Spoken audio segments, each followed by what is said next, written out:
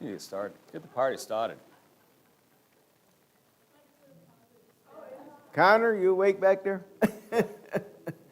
Good morning, everyone. Rather sparse crowd this morning, but there's a lot of people on vacation. Like the old saying goes, the pastor's away, the mice will play, or something like that. So anyway, most of you that are here, I'm sure know Patrick Lennox. He's our missionary to the Native American Indians, and he's here to tell us what's going on with that ministry. And then he'll be preaching for us for the next 2 Sundays. He's a newly ordained minister in the PCA, and so we're glad to have him fill a pulpit for us. Patrick? Yes. All right. Well, good morning, folks. Well, stay there.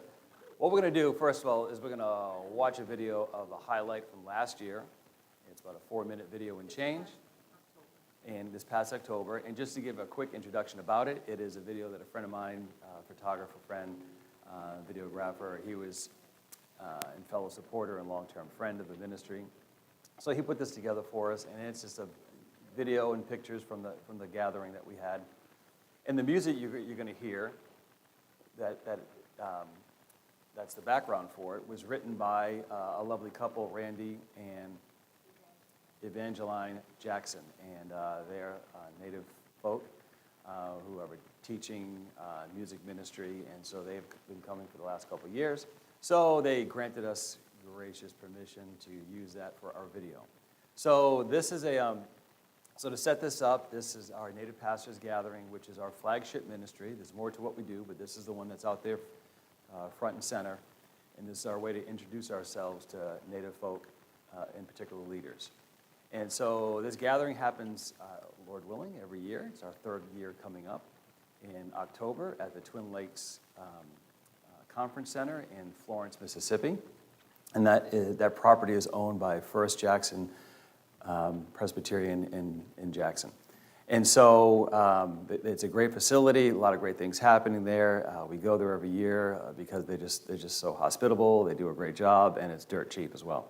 And they see it as a ministry. And I've been here before years ago at something called the Twin Lakes Fellowship, something started by the pastors out in that region for pastors in particular. So the Twin Lakes Fellowship it happens every week, every year, the week after Easter. Thank you. And so I just stole the idea. That's all I did. I just took the idea and said, let's do this for Native folk. Let's just do this. So we do it every October. So this is, I think, I'm not sure if it's year 1 or year 2. I'm not sure which one it is. The latest one? Okay, great. And so we'll just watch that. You get a feel for what happens there and listen to some great music, and then we'll be back up talking more about what the Lord has done with us this past year in particular, and actually, broadly speaking, what he has been doing with us these last few years, but where we're at right now. So let's just watch that. Thank you.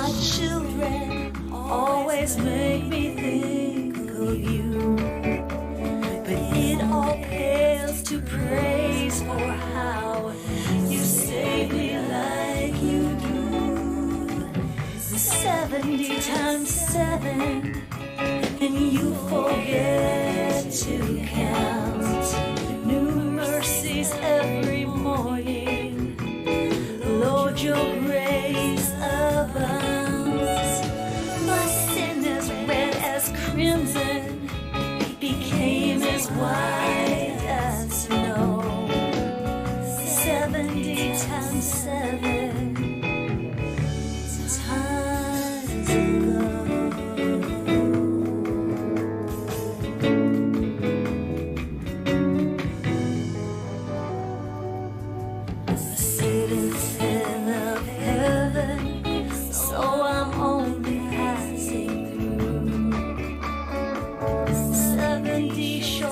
summers, I might be with you. Let me be a stranger to this momentary life. Remind me of my redemption, my forgiveness, your delight. And 70 times 7, and you forget to count. New mercies every morning, Lord, your grace abounds.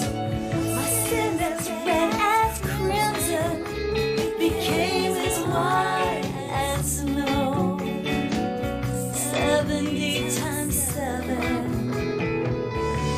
times ago.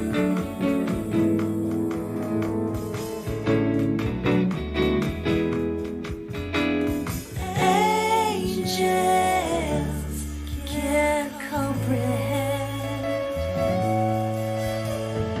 Angels watched as you went up to that hill where your blood was spilled, and they heard you say, forgive them, words that still amaze. 70 times 7, you forget to count. New mercies every morning, Lord, your grace abounds. My sin as red as crimson became as white as snow. 70 times 7 times ago.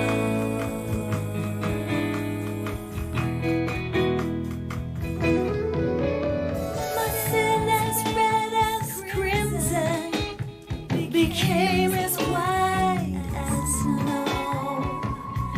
70 times 7. 70 times 7.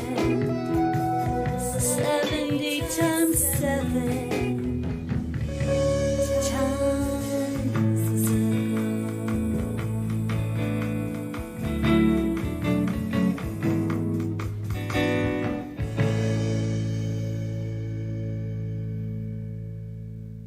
All right. Yeah, so that was this past, anything I should be mentioning about this at all? One fellow who was not he wasn't there that time of day is a fellow named Gerald Willis. He's a Choctaw pastor in Mississippi. And as a matter of fact, there's a fella, another big guy, big red shirt, big guy, Mark Patrick. He's also a Choctaw pastor out in Mississippi as well. Choctaw is the only federally recognized tribe in Mississippi. So Lord willing, we'll see Mark. As a matter of fact, this morning, Mark and Gerald both let me know that they'll be praying for me that I don't commit heresy and I feed the sheep this morning. So since that, we have a mile-long running text of all us guys ever since that thing. So every day we're communicating. That's one of the great benefits of the gathering is it draws people together. We get to know one another. They go home with an armful of great resources. Reformed teaching and preaching and worship going on, and we get a whole bunch of stories. Well, just let's tell that awful story and how the Lord, awful story. The Lord's got a way of testing us, right, and testing our weaknesses and showing off His strength and how He does things. He's got a way of doing that, and we had everything planned perfectly. I thought I did, and I did, but. The week getting into it, well, about a month into come showtime, one of our speakers could not make it. And in fact, actually, the Lord just took him home in December. Reverend Bill Haas, a friend of ours who we serve with at Mocom Ministries, and the Lord finally took him home. But he was a scheduled speaker there. So I had to fill in. It was just too late to find someone else. I was going to fill in to do his talk. And then also that was one thing, I was prepared for that. And then 2 weeks before the start, our main speaker Dr. Elias Medeiros, who is our keynote speaker, he informed us he's going to be a day late. Well, keynote speaker means you start. But his aged father asked him to come back to Brazil because he had an operation and he wanted his son there just in case. So Elias flew in, and you see him on that video later on. He was teaching, and because he wasn't feeling well, he was afraid maybe if he got COVID in the trip, so therefore he actually showed up on the Tuesday, but then he was feeling really awful, so he videoed himself or zoomed himself in. So things are happening outside of my control, which I don't like. Do you guys like that? And then I realized that and so I got to fill in. Who's going to fill in for that slot? So I thought, okay, it looks like I'm up again since I'm putting this thing together. Who's going to introduce the theme and all? So I was going to do it, and I ended up did do it. But a friend of mine, you saw him in the video, another MTW missionary to Native folk out there in Washington State with the Lummi. He graciously flew in. He took care of the other spot, which I first was going to fill. So the Lord's covered things. But then our chief musician, the week prior, started having some sniffles and things, and his wife had COVID, and he wasn't feeling too good. But the thing is it was also this allergy season in Florida too. It was changing over, and I was feeling a little bit, whatever. I said, Randall, maybe it's just allergies. So every day he's checking in. I'm getting the report. And finally, he called the Saturday night, because it starts on a Monday, and he says, I cannot make it. It's COVID for sure. I was like, now we lost our musician. And then we get there, and you saw another fella, Ryan O'Leary. He's a big guy with a short hair. And Ryan O'Leary, he's an Ojibwe fella, teaches at Leech Lake Bible College up there, working on one of his multiple PhDs, showing off, I guess.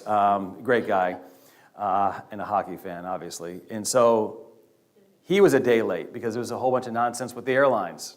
And a lot of pilots were taking vacation days back in that season. And so he finally made it a day late, and his wife didn't come.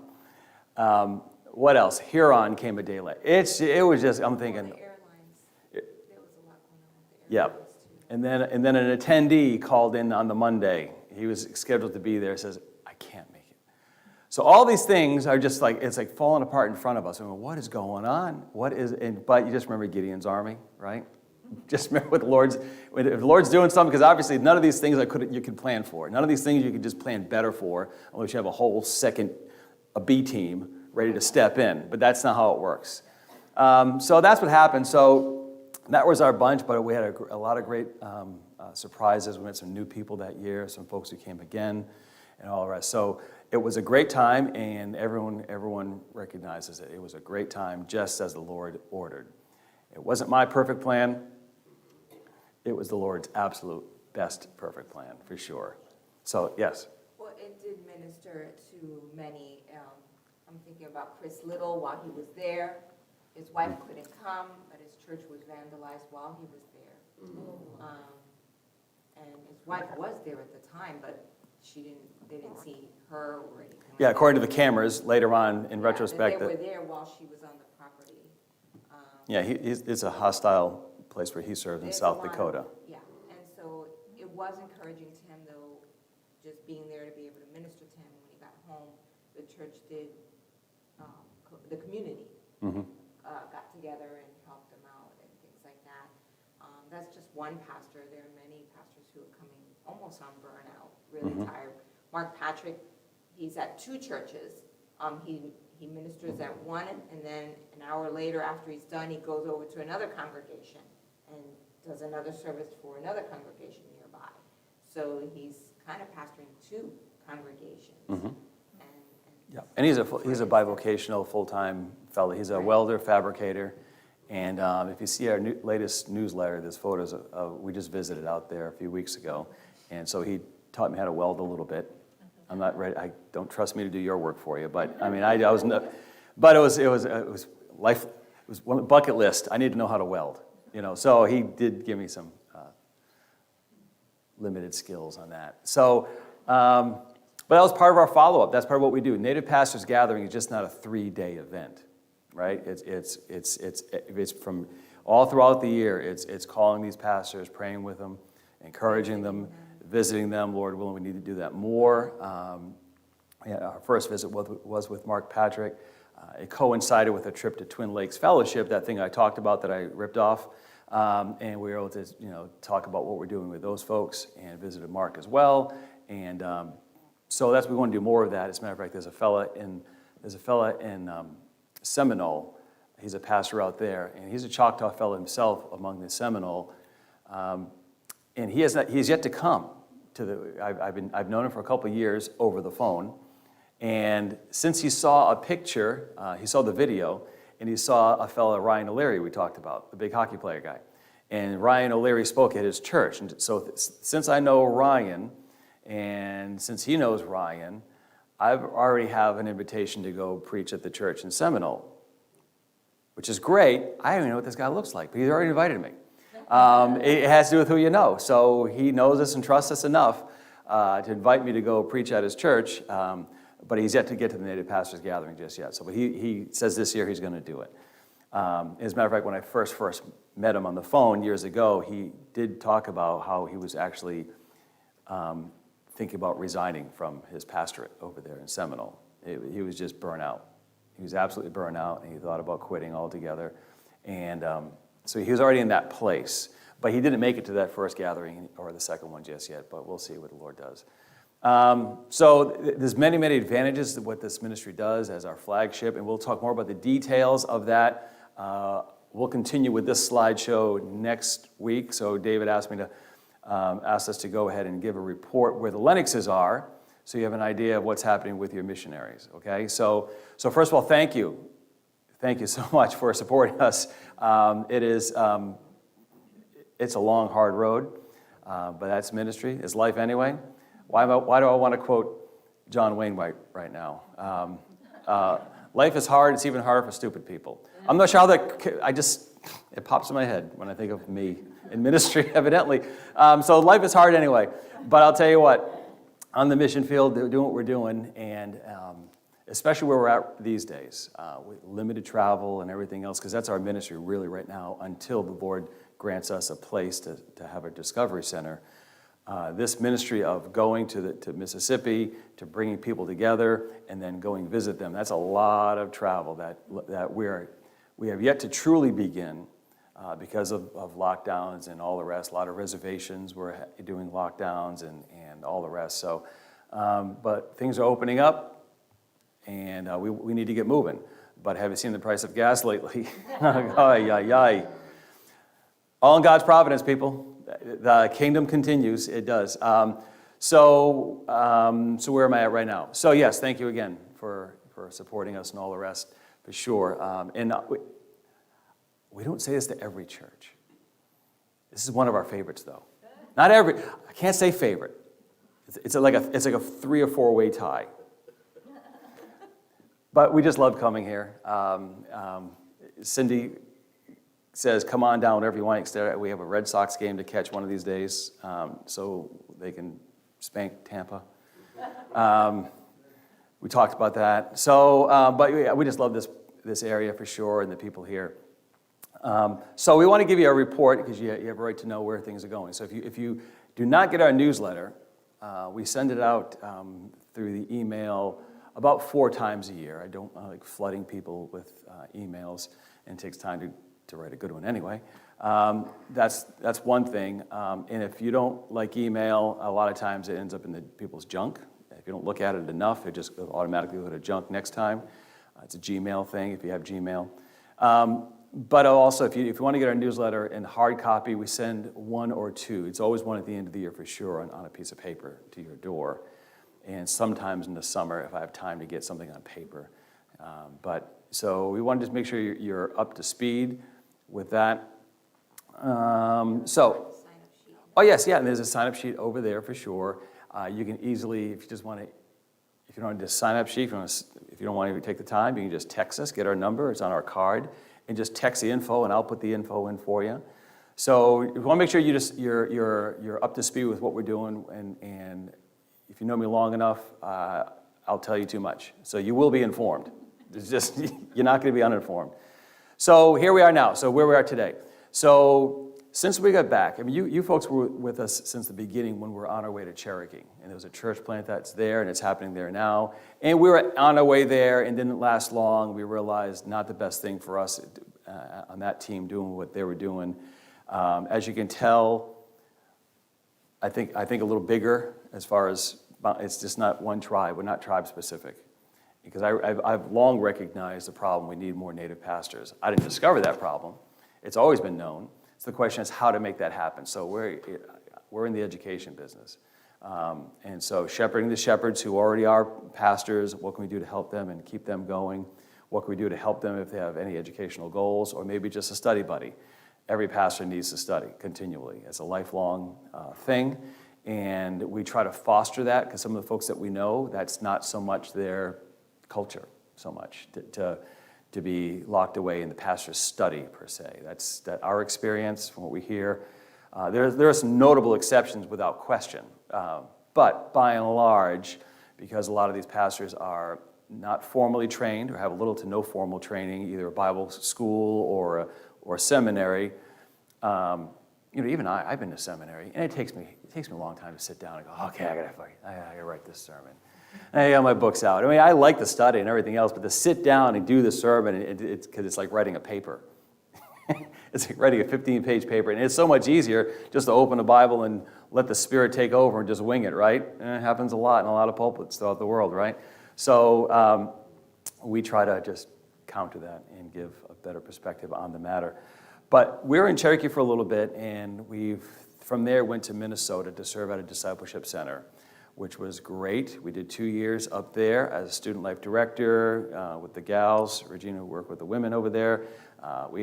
Grounds and facilities even, because that's what happens when you go to a ministry and the guy just quit. And if you're living on the campus, you end up doing other responsibilities. So we did a lot at that Discovery Center, or the Mocha Ministry Center, as it's called, in Minnesota. We did nearly everything. Except run it and take. Well, we did the daily for almost a year. The second year, we did the daily running it, and so we learned a lot that you could not learn by just reading a book, right? And up our 2 years in Minnesota, we met so many Native leaders, so many other Native ministries that are trying to do something similar to what we're doing, and other ministries that don't do at all what we're doing. We met a lot of just great Native people from all over the country in other ministries. So it gave us exposure. And as a matter of fact, some of the folks you saw in this video are folks we met back in 2017, that first summer we got there. So we still have relationships with these folks. As a matter of fact, you saw the long-haired guy, Billy Tallis. And he's about to, when I first met him, he says, yeah, I want to go to seminary and I want to go to medical school. I'm going, all right, fella, that's not even going to work. Well, it did. He did have to bow out of medical school last year.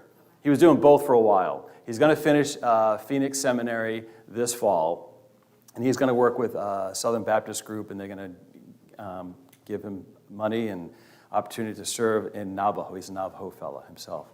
And so Billy, though, he is now a board member once we have our 501c3 officially up and running. And Billy he's a board member on that. And also another fella, I don't want to say it just yet, but there's another fella in there, a young guy. He's trying to be a pastor. He's a young guy, he's got a family, he's not done college, but he's newly reformed, and he's excited because he lives among the Blackfeet, that's his people, and dispensationalism, heavy dispensationalism is there. A lot of name it, claim it nonsense is going on there. Prosperity gospel nonsense is going on there. And he's been reformed for a couple of years now. And he wants to join the PCA and he wants to be a pastor. So whatever we can do to help him cross that finish line, to get him there, that's what we're going to do. There's other folks who are trying to help him as well, which is great. So, but whatever we can do to help him along the way, even if it's encouragement, even if it's telling my story of how long it took me to get to Bible college. I started when I was 25 years old with one class. Saw you, said this is a school I need to go to, evidently, full-time. Did a full-time year, realized it was a Pentecostal school, and realized I got to go. And so I got my wife and got out of there, and we finished later on. So it took almost 10 years to get a 4-year degree, right? And then we started plugging away at seminary. That was 7.5 years with a family, working full-time. And that's not the way to do it. Well, if that's the way, that's the way. It's not a good, whatever. But I never had that good 5-year plan. It never worked for me. So the point is, whatever I can do to give insight to some of these guys to help them cross the finish line, or that's what we're going to do. So that was the great advantage of being up there in Minnesota, meeting all these folks and traveling. We've been to Oklahoma with some short-term mission trips with Native folks there. We've been out to Washington, met some folks. We traveled across all the top northern states and drove through multiple, even Blackfeet, before I knew Don Trell is our friend. Traveled through there and Browning and saw some really, really third world looking type reservations for sure, just poverty. And so that's an exposure. Again, you don't just read about that. You don't hear about it. You got to just go through it. So there was great gains and advantage of being in Minnesota, doing what we're doing. But after 2 years, we realized this is as far as we can go with this school. They do what they do, and they don't really need us to do what they were doing. There's other folks who can do that, but we had enough of a vision and perspective to say, first of all, let's be focused in our goals here, and let's be reformed, shall we? That's the better way to understand God's sovereignty, to know what the doctrines of grace are, to know when you read Romans chapter 8, we know what it means to be more than a conqueror, truly. We need to know that Genesis 50:10 is still in full effect. What you meant for evil, God meant for good. That's really good for Native folks to know, right? When they look at their history, always remember what people meant for evil, God meant for good. Even if they're well-intentioned things sometimes, when people blunder, the Lord can still work through it. So that's something that we want to see driving our ministry, is have a reformed perspective of what the Lord is doing in Indian country. So our time there was good, and as a matter of fact, I just got a message from the discipleship director up at Mokum Ministry Center. So he wants to talk to me. Maybe he'll have me teach a class or something. Remember a couple of years ago, I was going to go back up to teach a class, and the Lord had stricken me with appendicitis the day before I got on the plane. And I was going to go, and Regina says, no, that's not what we're doing. You're going to the hospital right now. So I did go to the hospital, and my appendix already burst by that point. And so I had to cancel the flight and didn't go up. Again, my perfect plan didn't come to fruition. The Lord had a different plan, and sometimes the Lord's going to do what he can to make sure that you're going to do something different that day, which that's what happened. So that's part of the report, huh? Yeah, so since we got back, we in the summer of 2019, we aligned ourselves with Third Mill and spent a year with them in the office planning some events like this Native Pastors Gathering. And so we were with Third Mill on staff for about a year. We don't need to be on staff to partner with them. We realize ultimately it's like, well, when we get our discipleship center up and running, we're using Third Mill. We want to partner with them at that point rather than be a staff member and all the rest. So it was just too much. Yes? What's Third Mill? Third Mill, thank you. Third Mill, everyone needs to go. Get your phones out and get your app called Third Mill. Go online, thirdmill.org. Here's what Third Mill is. It's a great ministry here in Florida. Started by Dr. Richard Pratt. Call him Richard. He was a seminary professor for many, many years, 30 years, RTS Jackson, helped found RTS Orlando. And his idea is to get theological education to the world, biblical education for the world for free. So seminary level teaching on video series for anyone. And it is translated in so many languages. And if you go to their headquarters, a little tiny place, there's the media room, and you get folks translating all those works. You get some folks from China translating, folks from all the major language groups are working on these projects. And it's for free downloads, free whatever. It's a great program to go through. There is a guided program. Before it was just, here's some stuff, do what you want with it. They encourage people to take their video series or their whole curriculum and make a seminary. Anywhere you want. Just, hey, this is our seminary, we're going to use their curriculum. And they say it's all free. Yeah, it's being used in Columbia. Multiple seminaries have been established throughout the world. And they say if you're going to charge tuition, then you pay royalties. But if you're only going to charge administration fees for the students, but it's free tuition, use our curriculum for free. Call that off specifically because how to access it. Yes. Two words together, Third Mill, short for Third Millennium Ministries. So Third, M-I-L-L, thirdmill.org. And yeah, it's a great video curriculum. And granted, just watching it alone is not technically enough to be a seminary degree. There's other, you still have to read and write papers and such. But as far as the lectures go, that's enough. So we've known of Third Mill and what they do, and so that we endorse them, push them. I love giving away free stuff anyway. So every year at the Native Pastors Gathering, actually Richard was there for our very first one, and he spoke to the folks. And so we have a Third Mill table representing them as well. So, but yeah, I pushed it across the board. Thank you for asking, Bob. And so that's what we're looking to do ourselves, Lord willing. That's next week's conversation. I can't tell you about that. Cliffhanger. So where the Lord has brought us, so this last year, actually Regina and I just had to sit down and do our year-end self-review, our self-evaluation for MTW. So we're a week late with it. Don't think we're on top of things all the time. So we're a whole week late. Our team leader's waiting for us to hurry up, Patrick, get it done. But you know what? We sat through it because you think, I don't want to bother. I got stuff to do. I'm a missionary. And I need to get out frontline missions. And I had to sit there with this in-office personnel stuff. I don't have time for this business. But, you sit down, you do it, and you realize, wow, look what the Lord has done this year. It was really good. And it was something good for Regina and I both to do. I'm one of those guys who tries to play the tough guy. And, if you get hurt, you just get up and spit on it and take a lap and keep on moving. Push past the pain kind of guy. That's kind of me naturally, when people are looking, at least.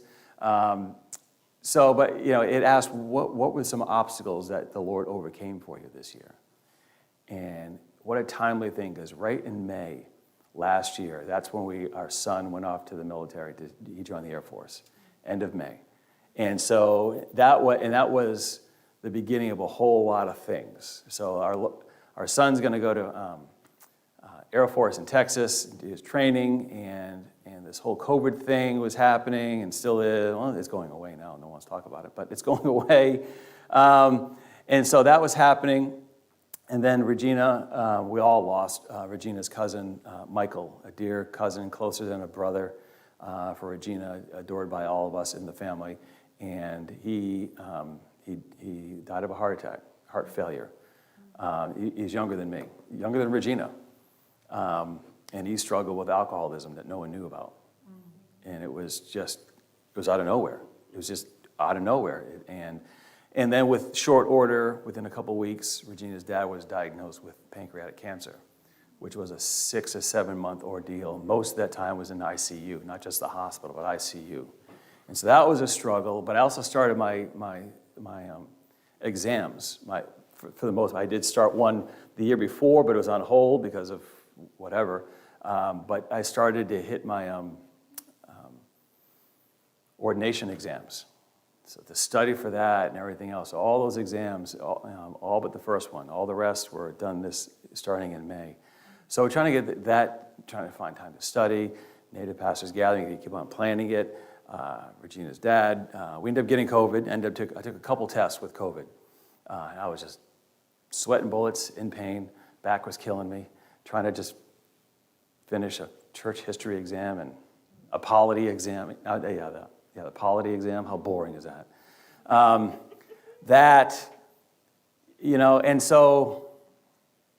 it was just a trying year. And it was all these things, but the fact is the Lord brought us through.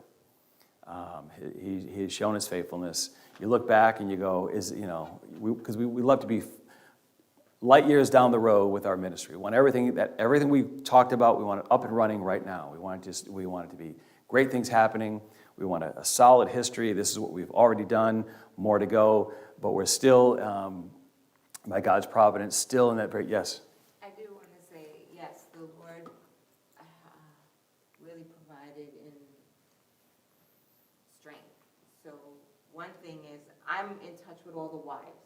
One thing we do is we share prayer requests throughout the year. So this was a year of a lot of loss, not just for us, but for a lot of them as well. And so it was a time to just trust in the Lord and point them to the Word, because that's where the strength is. And so my dad died in January. Day before Patrick stood before Presbytery. So we just thank the Lord for what he's done and brought us through. Mhm. Yeah, and we ended up losing two more very close friends as well. Bill Haas, who was our director over us at Mocha Ministry Center, and he was just a great encouraging friend. And so we lost him, and as a matter of fact, another close friend of ours who, friend, supporter, and accountant. I hope Iris doesn't call us because we don't have any information. It's on its computer, and who knows where it is. So, but yeah, we lost four close folks within that year. But again, the Lord, by the Lord's strength, keeps moving forward. And I wish I could, I wish I could look at my performance and see how I fully trusted the Lord the whole time. That'd be awesome to get an A+ on faith. Didn't, not so much. So, but our son is now in England, Uriah. He is security forces. And there was a time for a couple years he was going through a rough patch, and we had some friction in the house. We had some heated fellowship. Is that the word? But now we're closer than ever because he's far away. But he calls Mom all the time, and me too. We were just talking last night, as a matter of fact. And so he's doing well there. And our two youngest are still home with us. They're doing good. So the Lord's been faithful. He is sustaining us. What else? I think that's it. I'll keep on talking. I'm not sure. I do want to. How much time do we have for Sunday school? 10. Oh, till 10. Okay, good. And my friend just said he prayed for me. Okay, good. Thanks, Ray. He's right. He takes all the pictures. So okay. So we got 4 minutes. If you got a question, I'll see what I can do to keep it. Are you finding the change to Reformed theology? A lot of them are shifting over from dispensationalism to Reformed. Mm-hmm. Historically, Reformed theology really came into power back in the 60s, 50s and 60s, from what I understand. Because here we are, I got saved in the 70s, and then my pastor and spiritual leader said, the Lord's going to be coming really, really, really soon. Mm-hmm. And you saw the time, we were watching the dates and watching the time. Yeah. And next thing you know, year 2000 comes around, and he's supposed to come soon, Yeah. I'm finding a lot of people being discouraged by that, saying something's got to be wrong here. Yeah, I don't know. I don't know to that detail. I don't know what is changing in some people's minds. I just think some of the younger guys have seen at least the failure, if not the failure of dispensationalism, just the failure of the pure name it, claim it nonsense. They're seeing because that only works for so long. That maybe work on TV from your living room. You can see, but once you try it on for size, where you live in your neighborhood, and everyone's still living in abject poverty and everything else, you're like, hey, this doesn't really actually work. So for that. But there still is some holdouts for sure. I don't know how best to answer. Yeah, I don't have a perspective. All I know is someone like Billy Tallis. He's gone to Phoenix Seminary, and he was under Wayne Grudem, who's Reformed, at least soteriologically wise, and he was very charismatic. But I heard that he completely flip-flopped on that in his older years. We'll see what happens. But Billy is Reformed in his soteriology, but he is still running with the Southern Baptists. But the Southern Baptists are all over. I think the denomination started with their missions to Native folks. I mean, they're on every reservation, for sure. And so, but someone like Billy, he's Presbyterian, and that's the thing. When we talked to Mark Patrick, for instance, Mark Patrick in Mississippi, a couple years ago, we were talking. He says, "Now I'm Baptist." He made it clear, right? I'm Baptist, but we Choctaw owe it to the Presbyterians for bringing us the gospel, because there was a Presbyterian missionary who came and lived among us and actually translated our Bible, New Testament, into Choctaw for us. So he recognized it was the Presbyterians who came among the Choctaw. And he said it was great. Revival broke out, and and then the whole Trail of Tears and Indian removal kicked in. He said, but the Choctaw were growing by leaps and bounds as Christians, and they were Presbyterians. So it'd be great to clear those old paths, right? That'd be kind of neat. But also for Native folk, because I was speaking to a Korean pastor years and years ago, I said, what is it about Presbyterianism in Korea? Why is that such a big deal to the Koreans? Why did it take off there out of all the other different groups? He said, well, culturally speaking, Koreans, we respect our elders. And you go, hey, it makes sense to me. And so the question is, why wouldn't that make sense in Native America? I mean, they really do. There's a recognition of the elders. That's an esteemed position. When you get to a certain age in Native America, you are an elder, and so, it makes perfect sense. So, I don't know. Well, it's someone needs to write the book. It's not me. It's a great idea, though, on being Native and Reformed. And I just took that from a book on being Black and Reformed written by a friend of mine, Anthony. Carter, Tony Carter. If I say Anthony, I never get his name right. Tony Carter. I used to work with him at Legionnaires years ago, and he wrote a book called On Being Black and Reformed, and it's a great apologetic to black folk, saying, you're more reformed than you know. You do believe in the sovereignty of God. You do believe in the doctrines of grace.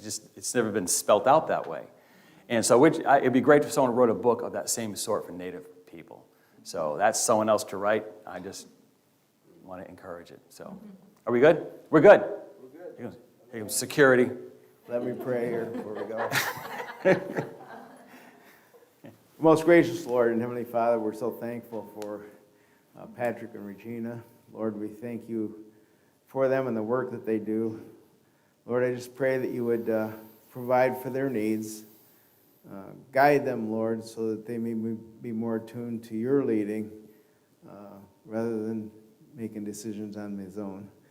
But Lord, whatever, I just know that this ministry is in need of your watchful care and your direction, because amongst the Native American Indians, there are many who are yours who have not heard the gospel yet.